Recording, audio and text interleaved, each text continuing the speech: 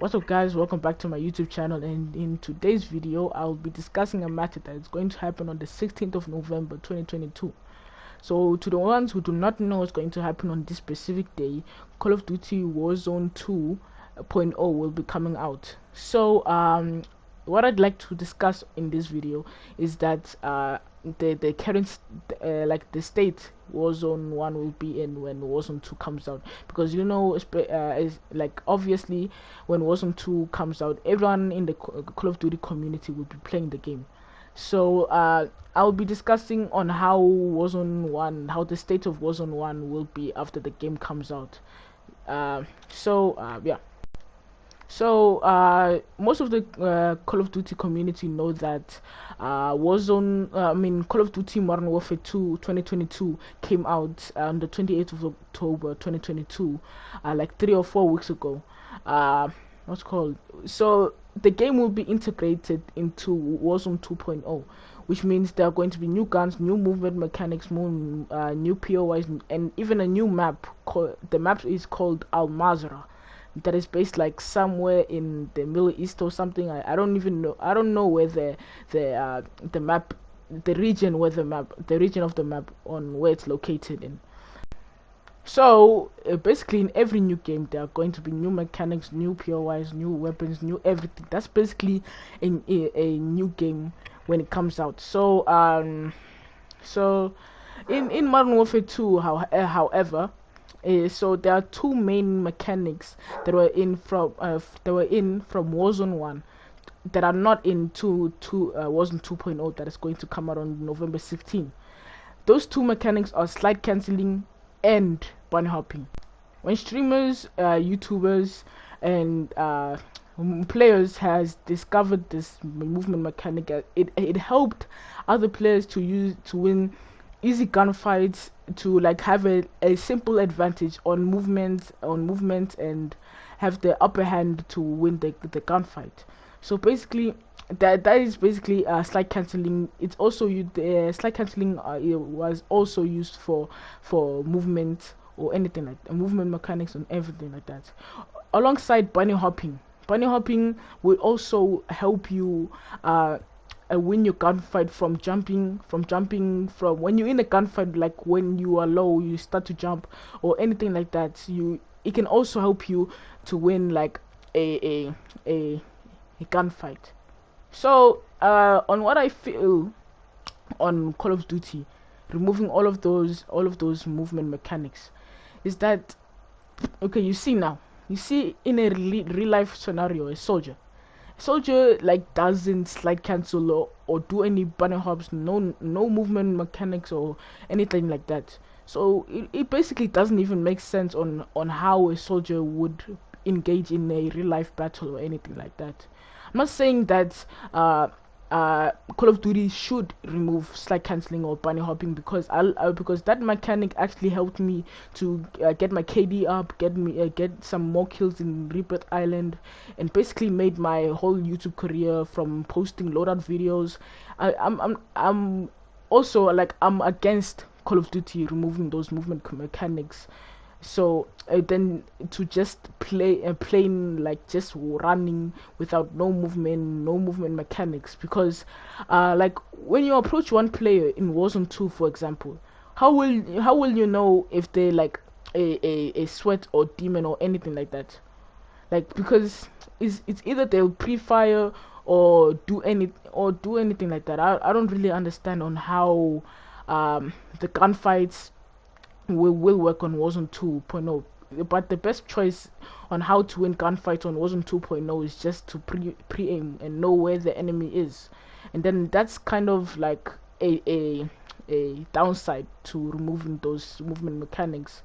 And I'm still like against Call of Duty from removing these movement mechanics.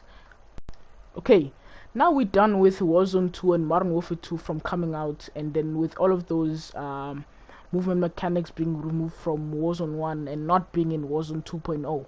Like again, I'm excited for Warzone 2.0 and Modern Warfare. Like I'm happy that this game is like have a like good review from any other countries or any other YouTubers or streamers like that. I'm happy for the game to have like a good review from each country or anything like that, because the game in its opening weekend sold over 800 million copies. Like that's a world record in like not a world record, but it's I think it is, but it's a record, personal record to Call of Duty themselves. So on the next topic that I want to talk about, Warzone 1. I've been playing Warzone 1 for like 2 years now, from since the 3rd of October of uh, of 2020 to till now. And then I've been playing this game for 2 solid years of me just grinding all of my weapons, meeting new squad mates, which are now like my friends. Like, and also Warzone 1 also made my YouTube career of me be upgrading from a like a botish player, a pretty much botish player, to till now. So when I first played was on the 3rd of October 2020. I was pretty much late because it was like season 6 of Modern Warfare 2019, after way before Black Ops Cold War integrated into the game. So pretty much until the time of Black Ops Cold War, I was pretty much planning on upgrading my skill level, upgrading all of my guns for the next seasons that are upcoming, and then the basic things to do as a Warzone player. I've been playing like I've been playing too much plunder, and then plunder pretty much made me a player as I am right now. It really upgraded me, and then I started off playing battle royale before being interested on playing plunder, on upgrading my skill level and upgrading all of the weapons that I've went through throughout all of the seasons in Warzone. So when Black Ops Cold War integrated in Warzone, um, what's called.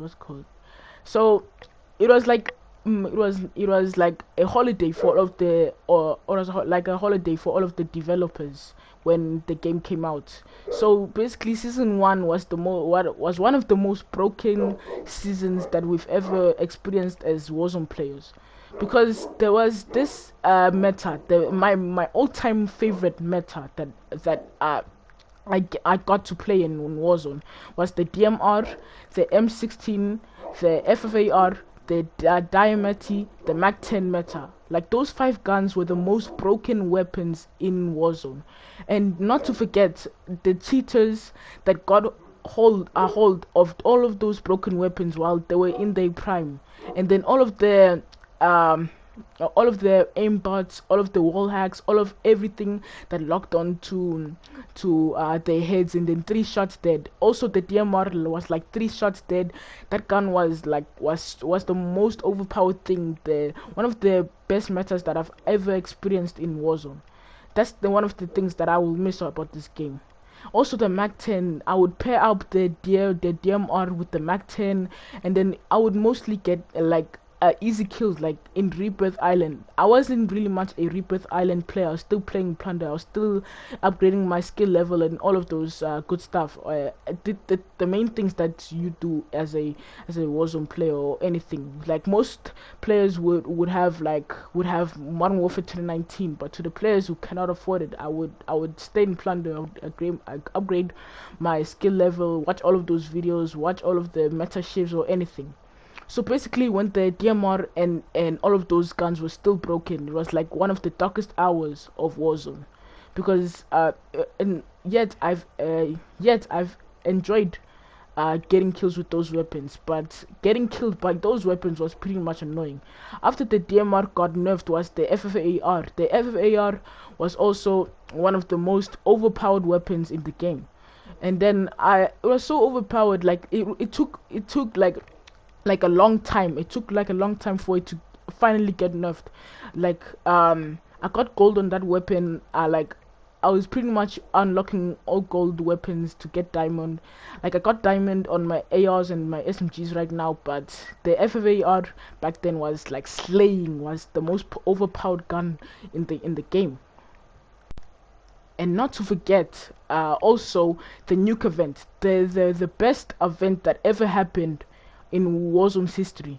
So basically, to the during the Black Ops integration until the very end in season 6 Black Ops, like there was this nuke event that everyone watched or even played. I watched the nuke event sadly without me even playing it. Like I've seen other players run away from all the zombies and everywhere until the nuke got dropped in Verdansk. I thought we were gonna have a new map, but it was like a Verdansk in a 1984 version, like which pretty much lowered the expectations or even the hype of the game, of the map coming out. Okay, now Warzone, Vanguard, Call of Duty Vanguard. After the game integrated into Vanguard, then it was the third game to ever integrate into Warzone. So basically, in Vanguard, basically made everything for me. I finally made my YouTube channel. I finally mastered everything, all of the movement mechanics, all of my guns mastered in Warzone at this point of time. And then, as we remember, when Vanguard came out, there was still like many issues, like the MP40, the STG, and also the glitch that couldn't make console players to ever play the game, like Xbox and PlayStation. Also, I had to delete the game like 3 times just to be able to play in it. So, what I would basically say, I will miss Warzone with a passion, because I used to play that game. It was my was battle royale game that I've ever mastered. So when I play Warzone 2, it won't hit the same as Warzone 1. So basically, I'll miss the game. So guys, if you like this video, please like and subscribe, and I'll see you all on Warzone 2.